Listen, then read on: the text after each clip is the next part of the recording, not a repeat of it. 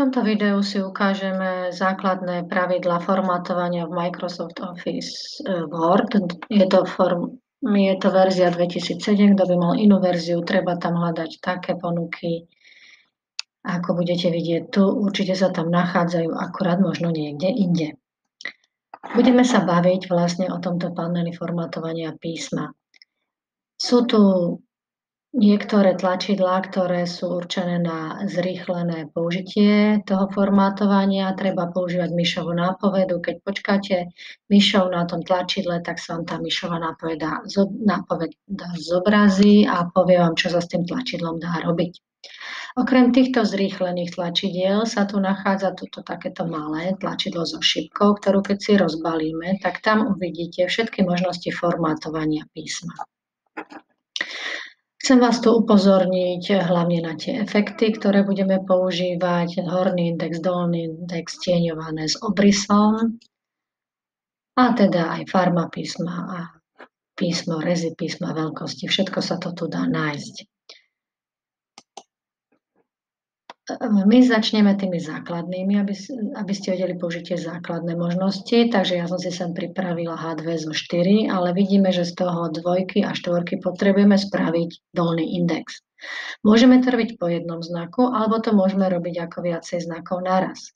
Keď chceme robiť viacej znakov naraz, označíme si prvý znak, chytíme CTRL po prvom znaku. Najprv označíme prvý znak, potom chytíme a sústavne držíme CTRL a priznačíme ďalší znak. To CTRL má v podstate funkciu akoby plus. Keď sme si označili všetky znaky, ktoré sme chceli, CTRL môžeme pustiť. A teraz pomocou zrýchleného tlačidla nastavíme, že chceme, aby to bol dolný index. Takže toľko o použití dolného a horného indexu. Ďalej by sme si ukázali, ako sa vkladajú symboly. To som si zase pripravila túto časť vety, sadol som si za a chcela by som sem vložiť symbol počítača. Takéto maľované písmo sa nachádza v symboloch, takže dáme si vložiť symbol. Tu sa nachádzajú posledne použité symboly. Keď tam náš potrebný symbol nie je, pôjdeme do ďalších symbolov. A tuto teda vidíme. Naše symboly, ktoré potrebujeme, sa nachádzajú v jazyku Wingdings. Je to maľované písmo. Takže tuto vidíme, že si tu nájdeme symbol počítačiku. Dáme vložiť.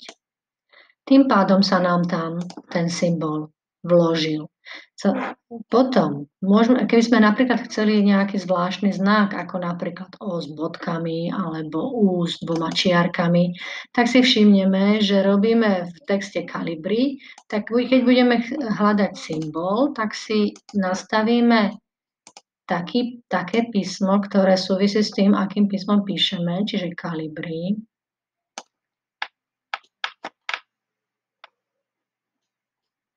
A tuto teda budeme hľadať symbol, ktorý potrebujeme.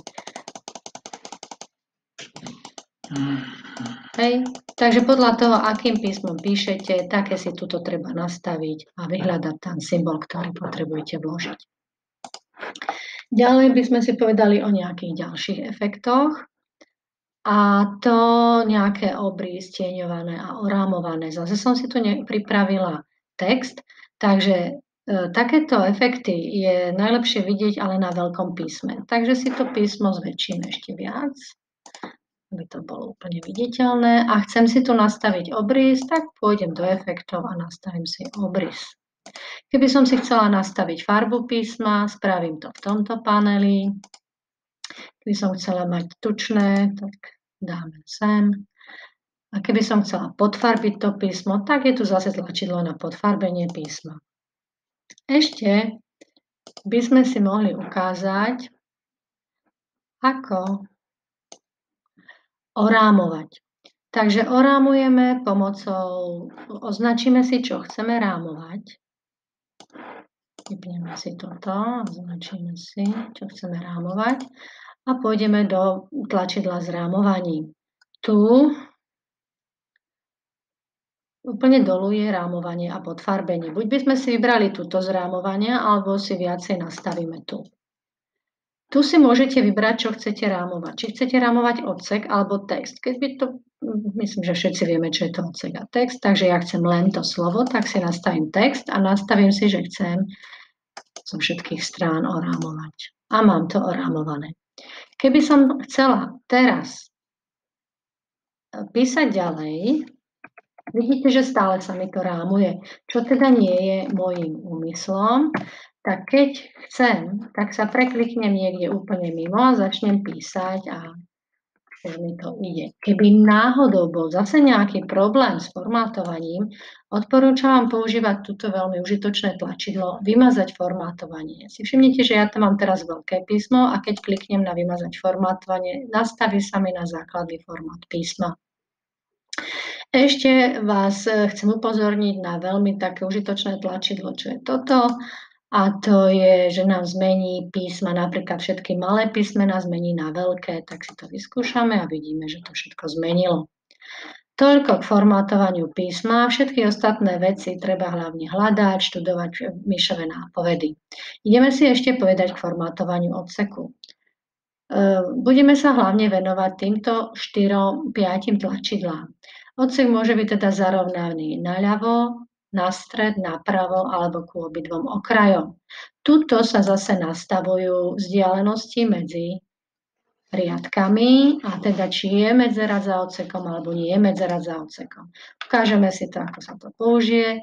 Takže napríklad toto stredná zdravotnícka škola by som chcela mať zarovnané na pravo, takže si to označím a kliknem, že to chcem, aby bol odsek napravo zarovnaný. Ďalej, mnohým z nás sa nebude páčiť, že sú príliš veľké medzery medzi riadkami. Tak potom si nastavím túto v riadkovaní odstrániť medzeru za odsekom a ono sa mi to zmení. Ďalej vás chcem upozorniť na... Vieme o tom, že prvé slovo odseku vždycky býva odsadené od okraju. Toto odsadenie od okraju zásadne nerobíme medzerníkom. Ja to teraz síce urobím, dám 5-krát medzerník, aby ste videli, ako to ja budem vidieť, ale robíme to pomocou klávesu tabulátor, ktorý sa nachádza nad klávesom caps lock. Ja teda stlačím kláves tabulátor. A teraz vám ukážem, čo ja uvidím a ako ja uvidím, aký kláves ste tam stlačali. Pokiaľ ja si pustím tento kláves zobraziť všetky aj netlačené znaky, tak toto také pi, to znamená, že tam bolo stlačené enter, tuto tie bodky znamená, že bol stlačený medzerník a tá šípočka znamená, že bol stlačený tabulátor. Takže si dávajte pozor pri odsadzovaní odseku a pri rôznych zarovnaniach, aby ste to nerobili medzerníkom, lebo ja to pri kontrole všetko uvidím a budem vám za to strhávať body. Keď sa tých znakov chceme zbaviť, tak to tlačidlo zase vyklikneme naspäť. To je asi všetko, čo potrebujete k tomu, aby ste zvládli spraviť cvičenie, ktoré ste dostali za domácu úlohu.